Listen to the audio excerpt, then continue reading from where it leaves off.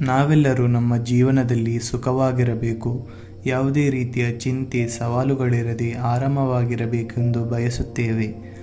ಆದರೆ ಈ ಸುಖವೇ ನಮ್ಮ ಯಶಸ್ಸಿಗೆ, ನಮ್ಮ ಬೆಳವಣಿಗೆಗೆ ಮುಳುವಾಗಬಹುದು ಎಂಬುದಕ್ಕೆ ಇಂದಿನ ಕಥೆಯೇ ಮಾದರಿಯಾಗಿದೆ. ಒಂದನೊಂದು ಕಾಲದಲ್ಲಿ ಒಂದು ದ್ವೀಪದ ಮಧ್ಯೆ ಪಾರಿವಾಳಗಳ ಹಿಂಡೊಂದು ವಾಸವಾಗಿತ್ತು. ಆ ಪಾರಿವಾಳಗಳಿಗೆ ಆಹಾರದ ಕೊರತೆಯ ಕಾರಣ ಆ ದ್ವೀಪದಿಂದ ಪಲಾಯನ ಮಾಡಲು ನಿರ್ಧರಿಸಿತು. ಹೀಗೆ ಪಾರಿವಾಳಗಳು ಸಮುದ್ರದಾಚೆ ಹಾರಿ ಒಂದು ಸುಂದರವಾದ ದ್ವೀಪಕ್ಕೆ ಬಂದಿಳಿದವು.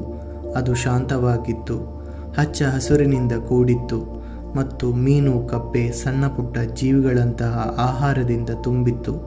ಎಲ್ಲೆಲ್ಲೂ ನೋಡಿದರೂ ಹಣ್ಣು ಹಂಪಲುಗಳಿದ್ದವು.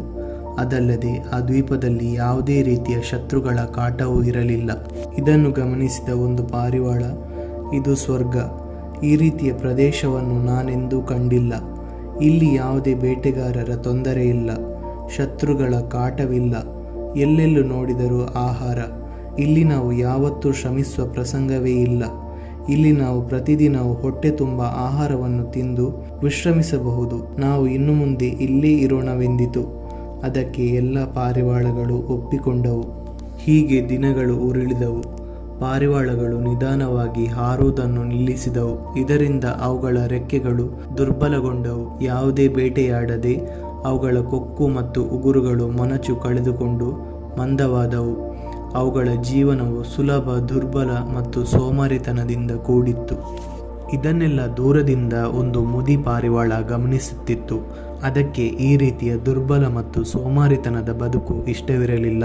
ಆಗ ಅದು ಎಲ್ಲ ಪಾರಿವಾಳಗಳ ಕಡೆಗೆ ಹೋಗಿ, ಈ ದ್ವೀಪವು ನಮ್ಮನ್ನು ದುರ್ಬಲಗೊಳಿಸುತ್ತಿದೆ, ನಾವು ನಮ್ಮ ವಾಸ್ತವ್ಯಕ್ಕೆ ಹಿಂದಿರುಗಬೇಕು.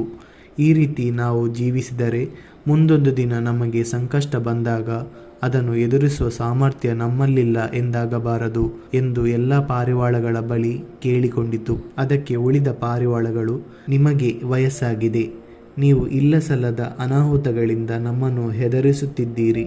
ನಮಗೇನೂ ಆಗಿಲ್ಲ. ಇಲ್ಲಿ ದೊರಕುವ ಸವಲತ್ತುಗಳಿಂದ ನಾವು ದಷ್ಟಪುಷ್ಟವಾಗಿದ್ದೇವೆ. ನಮ್ಮಲ್ಲಿ ಯಾವುದೇ ಅಪಾಯವನ್ನು ಎದುರಿಸುವ ಶಕ್ತಿ ಮತ್ತು ಸಾಮರ್ಥ್ಯವಿದೆ ಎಂದು ಮುದಿ ಪಾರಿವಾಳವನ್ನು ಹೀಯಾಳಿಸಿದವು. ಆಗ ಆ ಮುದಿ ಪಾರಿವಾಳ, ನೀವು ಒಮ್ಮೆ ನಿಮ್ಮನ್ನು ಗಮನಿಸಿ ನೋಡಿ. ನಿಮ್ಮ ರೆಕ್ಕೆಗಳು ಆಕಾಶವನ್ನು ಮರೆತಿದೆ, ನಿಮ್ಮ ಉಗುರುಗಳು ಮೃದುವಾಗಿದೆ, ಕೊಕ್ಕುಗಳು ಮಂಡಾಗಿದೆ. ನೀವು ಇಂತಹ ಪರಿಸ್ಥಿತಿಯಲ್ಲಿ ಯಾವುದೇ ಅನಾಹುತವನ್ನು ಮತ್ತು ಸವಾಲುಗಳನ್ನು ಎದುರಿಸುವಲ್ಲಿ ಸಮರ್ಥರಲ್ಲ. ಈಗಲೂ ಕಾಲ ಮಿಂಚಿಲ್ಲ, ಬನ್ನಿ ನಾವು ಹಿಂತಿರುಗುವ ಎಂದು ಕಳಕಳಿಯಿಂದ ಬೇಡಿಕೊಂಡಿತು. ಎಲ್ಲ ಪಾರಿವಾಳಗಳು ಆ ಮುದಿ ಪಾರಿವಾಳದ ಮಾತನ್ನು ನಿರ್ಲಕ್ಷಿಸಿದವು ಮತ್ತು ತಮ್ಮ ವಿಶ್ರಾಂತ ಜೀವನವನ್ನು ಸುಖಕರವಾಗಿ ಜೀವಿಸಲು ಮುಂದುವರಿಸಿದವು. ತನ್ನ ಮಾತಿಗೆ ಬೆಲೆಯಿಲ್ಲದ ಜಾಗದಲ್ಲಿ ನಾನೂ ಕೂಡ ಇರಲಾರೆನು ಎಂದು ಆ ಮುದಿ ಪಾರಿವಾಳ ಅಲ್ಲಿಂದ ಹಾರಿಹೋಯಿತು. ಹೀಗೆ ದಿನಗಳು ಕಳೆದವು. ಒಂದು ದಿನ ಆ ದ್ವೀಪಕ್ಕೆ ಒಂದು ಹಡಗು ಬಂದಿಳಿಯಿತು. ಆ ಹಡಗಿನಲ್ಲಿ ಬಂದ ಪ್ರಯಾಣಿಕರು ತಮ್ಮ ಜೊತೆ ಬೇಟೆನಾಯಿಯನ್ನು ತಂದಿದ್ದರು. ಇದನ್ನೆಲ್ಲ ಪಾರಿವಾಳಗಳ ಹಿಂಡು ದೂರದಿಂದಲೇ ಗಮನಿಸುತ್ತಿತ್ತು. ಈ ಬೇಟೆನಾಯಿಗಳು ನಮ್ಮನ್ನೇನು ಮಾಡಲಾರವು ಎಂದು ಅವುಗಳು ಭಾವಿಸಿದ್ದವು. ದಿನಗಳು ಉರುಳಿದಂತೆ ಆ ಬೇಟೆನಾಯಿಗಳಿಗೆ ಈ ಪಾರಿವಾಳಗಳು ದುರ್ಬಲರು, ಇವುಗಳಿಗೆ ಹಾರಲು, ಬೇಟೆಯಾಡಲು ಅಥವಾ ಯಾವುದೇ ದಾಳಿಗೆ ಪ್ರತಿದಾಳಿ ಮಾಡಲು ವಿಫಲರೆಂದು ಮನಗೊಂಡಿತು. ಅವುಗಳು ಪಾರಿವಾಳಗಳ ಮೇಲೆ ದಾಳಿ ಮಾಡಲು ಪ್ರಾರಂಭಿಸಿದವು. ಒಂದೊಂದನ್ನೇ ಹುಡುಕಿ ಅವುಗಳನ್ನು ಹಿಡಿದು ಕೊಲ್ಲಲಾರಂಭಿಸಿದವು.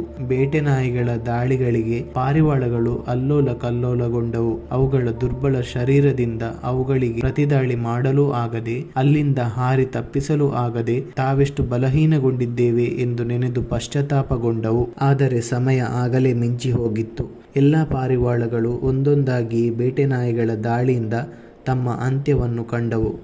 ಇಡೀ ದ್ವೀಪವೇ ರಕ್ತದ ಓಕುಳಿಯಲ್ಲಿ ತುಂಬಿ ಹೋಗಿತ್ತು. ಒಂದು ಕಾಲದಲ್ಲಿ ಸ್ವರ್ಗವಾಗಿದ್ದ ಅದೇ ದ್ವೀಪವೀಗ ಪಾರಿವಾಳಗಳ ಪಾಲಿಗೆ ನರಕವಾಯಿತು. ಆದರೆ ಕತೆ ಇಲ್ಲಿಗೆ ಮುಗಿದಿಲ್ಲ. ಹಲವು ಸಮಯದ ನಂತರ ಮುದಿ ಪಾರಿವಾಳ ಹಿಂತಿರುಗಿತು. ಅದು ದ್ವೀಪದ ಸ್ಥಿತಿಯನ್ನು ಕಂಡು ದಿಗ್ಭ್ರಮೆಗೊಂಡಿತು. ಅದು ತನ್ನ ಸಹಪಾಠಿಗಳಿಗೆ ನಡೆದ ಅನಾಹುತವನ್ನು ಕಂಡು ಬೇಸರಗೊಂಡಿತು. ಆಗ ಅಲ್ಲೆಲ್ಲೋ ನಾಯಿಗಳ ಬಾಯಿಂದ ತಪ್ಪಿಸಿ ಗಾಯಗೊಂಡು ಅಡಗಿದ್ದ ಪಾರಿವಾಳ ಅದರ ಕಣ್ಣಿಗೆ ಬಿತ್ತು. ಮುದಿ ಪಾರಿವಾಳ ಗಾಯಗೊಂಡ ಪಾರಿವಾಳವನ್ನು ಆರೈಕೆಯಿಂದ ನಡೆದ ವಿಷಯವನ್ನು ಕೇಳಿತು. ಅದಕ್ಕೆ ಪಾರಿವಾಳವು, ನೀವು ಅವತ್ತು ಹೇಳಿದ ಮಾತು ನಿಜ. ನಮ್ಮ ಆರಾಮದ ಜೀವನವೇ ನಮ್ಮನ್ನು ದುರ್ಬಲಗೊಳಿಸಿತು. ನಾವು ಹಾರಲು ಆಗದೆ, ಹೋರಾಡಲು ಆಗದೆ ಬೇಟೆನಾಯಿಗಳ ಕೈಯಿಂದ ವಿನಾಶಗೊಂಡೆವು. ನಾವು ನಿಮ್ಮ ಮಾತನ್ನು ಅನುಸರಿಸಬೇಕಿತ್ತು ಎಂದು ನಿರಾಶೆಯಿಂದ ನುಡಿಯಿತು. ಅದಕ್ಕೆ ಆ ಮುದಿ ಪಾರಿವಾಳ, ಆರಾಮದಾಯಕ ಜೀವನವು ಒಂದು ಸುಂದರವಾದ ಬಲೆ ಇದ್ದಂತೆ.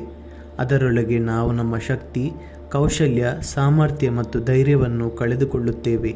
ನಾವು ಜೀವನದಲ್ಲಿ ವಾಸ್ತವ್ಯದ ಸವಾಲುಗಳನ್ನು ಎದುರಿಸುತ್ತಾ ಇದ್ದರೆ ನಾವು ದೈಹಿಕವಾಗಿ ಮತ್ತು ಆಂತರಿಕವಾಗಿ ಬಲಿಷ್ಠರಾಗುತ್ತೇವೆ.